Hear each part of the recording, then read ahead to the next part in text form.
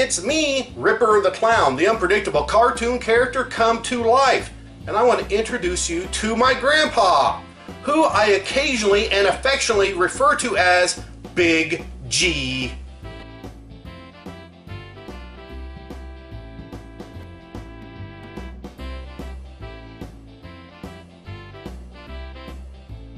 Grandpa served in World War II. He was in the Marines and he fought on Saipan and Tinian.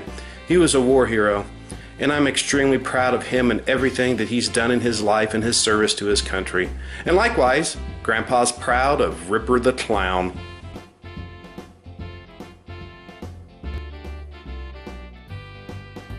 I love my grandpa so much. He's one of my most favorite people in this world. And today, I'm going to have a conversation with Grandpa about life, about our society, and our culture, and of course, the current YouTube situation.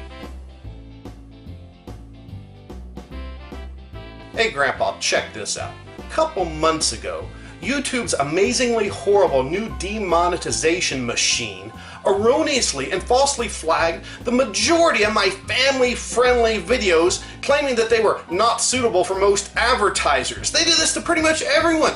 What do you think about this clustermuck demonetization situation? I think it's a bunch of bullshit. And check this out, when YouTube couldn't fix the problem that they caused with their cockamamie demonetization machine, they decided to make it even worse and change the whole system because they obviously lacked the corporate intelligence to fix the problem rationally, logically, and thoughtfully, and without punishing everyone for what the minority is doing. What do you think, Grandpa, about these recent changes to the YouTube Partner Program? I think it's a bunch of bullshit.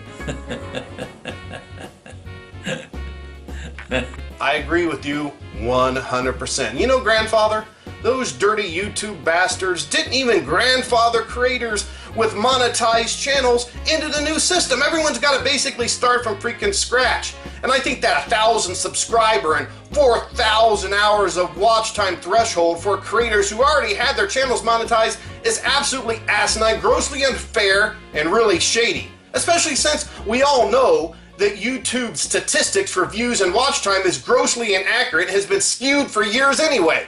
I think it's a bunch of bullshit. You're right. It's complete freaking bullshit. You know, the YouTube CEO said that small creators are the lifeblood of YouTube, and then they turn around and they screw everyone over even more. What do you think about YouTube's treatment of small creators throughout this whole crap show debacle? I think it's a bunch of bullshit. That's right, man. They're bearing the small creator even more than they were before. And we all know that having an arbitrary amount of subscribers and view time doesn't automatically make you responsible with your content. I mean, look at that special piece of human crap, Logan Paul. I mean, that bastard's got like 16 million dumbasses subscribing to his channel and watching his shit. Personally, I haven't watched any of Logan Paul's videos because doing so would molest my soul. But from what I've been told, after what that shit for brains dumbass did in Japan, that bastard's channel is still monetized. Can you believe that? I think it's a bunch of bullshit. And check this out, Grandpa. Do you want to hear a sad, deviant, and almost dangerous commentary on our society? That piss midget Logan Paul allegedly makes $1 million per month from his YouTube ads. I think it's a bunch of bullshit. Exactly. It's actually worse than bullshit.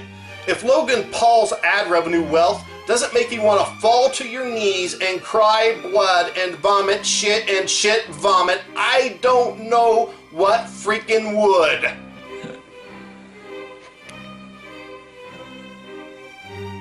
And you know what? YouTube announced the changes affecting the small creators amid the wake of the vile controversy caused by that YouTube star, Logan Paul, you know, with his millions of subscribers and watch time. And the timing couldn't have been any worse. And thereby YouTube not only lost any remaining credibility that they had, but they looked like corrupt, hypocritical, ignorant fools in the process. And then they announced the changes via this piss-poor, sanctimonious, patronizing, melodramatic blog written by some corporate hack. I know you read that blog, Grandpa. What did you think about it? I think it's a bunch of bullshit. Yep, Grandpa, I could not agree with you anymore. That blog was full of corporate talking point bullshit. Yet at the same time, the author tried to actually seem like he was human, and as if YouTube really cares about how creators made them laugh, warmed their hearts, and taught them about the world. It was so pathetically disingenuous, it made me sick. But here's the deal, Grandpa, and check this out, because this is really, really important. The whole shitstorm backlash against YouTube has started again. Because after the February 20th purge of small channels, creators who made the cut and reached the threshold for subscribers and watch time, they still have to be reviewed by the same people and or the same machine that flagged everyone's videos as not suitable for most advertisers in the first place. And YouTube saying that it could take upwards of 1 year to get reviewed, and then after that point it'll take them 1 to 2 weeks with no ads, on anyone's channels in the interim. What do you think about this underhanded and unexpected development? I think it's a bunch of bullshit. And right after that aforementioned blog was posted, everyone got all pissed off, and creators started this hashtag subforsub movement on all the social media platforms. You know what I'm saying? And everyone was like, sub to me and I'll sub to you too, brother. Ooh, yeah. Or rather, yay, let's all sub to each other.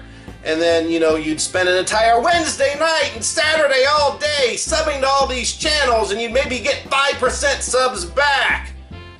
Yeah. So, Grandpa, what's your take on the gung-ho creators who pledged to sub to your channel but never freaking did so? I think it's a bunch of bullshit. So, in short, Grandpa, what do you think about the way that these small creators have been treated by the heartless, bass-ackwards, corrupt corporate YouTube machine? I think it's a bunch of bullshit.